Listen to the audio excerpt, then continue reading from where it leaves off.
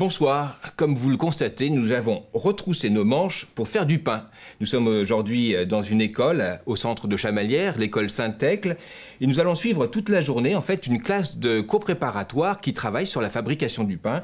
Ils vont suivre toutes les étapes de fabrication du pain avec une association qui travaille dans le Puy-de-Dôme mais également dans toute la région qui s'appelle la Route du Pain.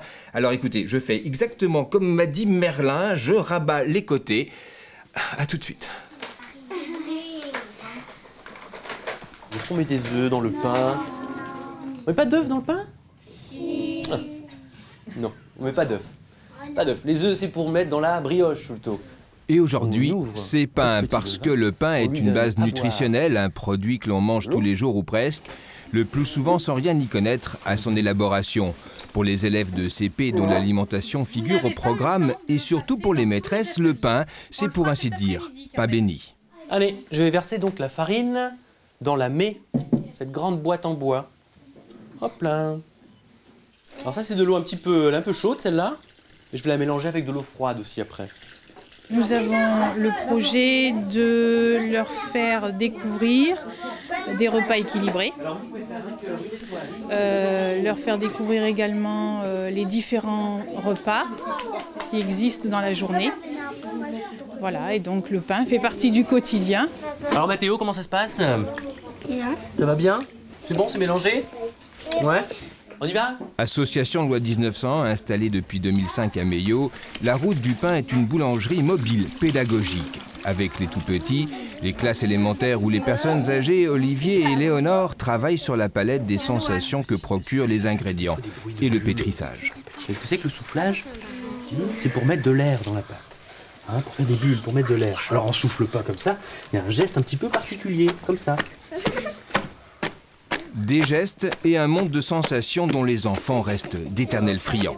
C'est tout rigolo. Voilà. Et tout froid. Alors reculez. Vous reculez. Pour les enfants, c'est une expérience sensorielle assez forte puisque durant nos animations, on essaye vraiment de mettre l'accent sur le sensoriel. Alors, c'est-à-dire le ressenti au niveau du toucher, la pâte, la farine, au niveau de l'odeur, alors l'odeur du levain, l'odeur de la levure, l'odeur surtout qui est assez surprenante et assez mystérieuse, l'odeur du pain cuit à la sortie du four qui nous rappelle tous, qui nous touche vraiment tous profondément. Donc c'est déjà une expérience sensorielle.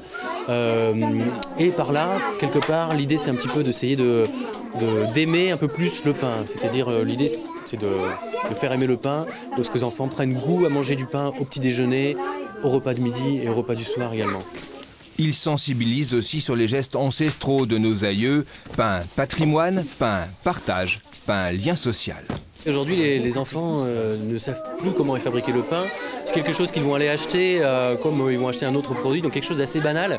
Alors qu'en fait, le pain est empreint de toute une symbolique, toute une mémoire collective, tout un patrimoine. Alors nous, ce qu'on essaye de manière simple et ludique ici, c'est d'essayer un petit peu de redonner un petit peu de place et redonner de la place au pain, en fait. Et la pâte, elle a besoin un peu de chaleur pour bien lever, pour faire plein de bulles, pour gonfler. D'accord? Donc je la mets dedans. Voilà.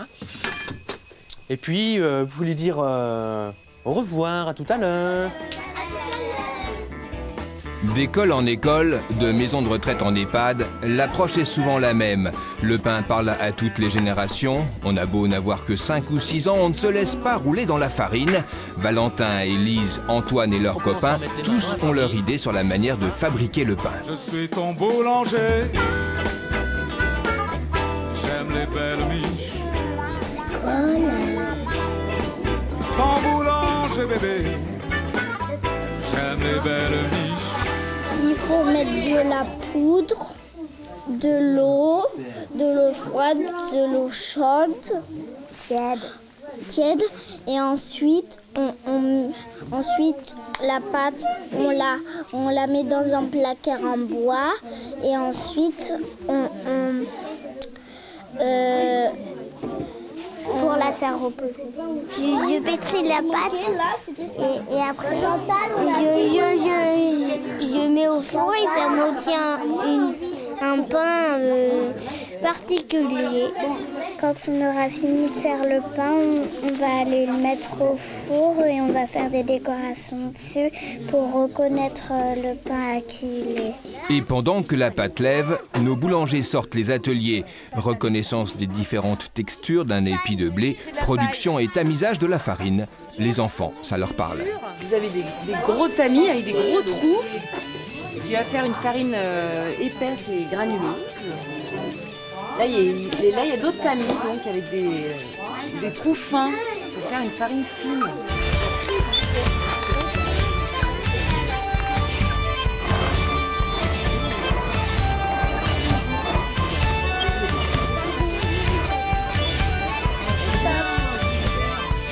On est en train de moudre les grains de blé. Voilà. Pourquoi les enfants là? Les enfants, ils apprennent à avoir la sensation d'écraser le grain de blé en fait, qui va nous donner la farine brute. Et après, ils peuvent donc tamiser la farine avec différents tamis.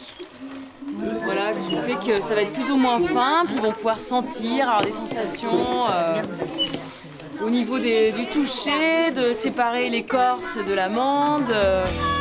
Et voici le moment tant attendu, la valse des petits pains rondouillards vers le four.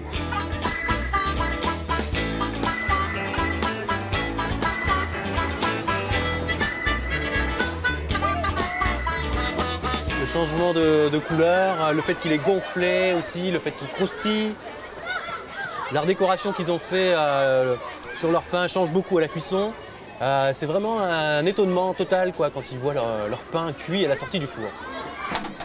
Voilà, voilà. Voilà un petit pain par exemple. Les sympathiques. Bon, et bon, pour savoir s'il est cuit, on le retourne et on toque dessus. Et si ça sonne creux, ça veut dire que c'est cuit. C'est cuit?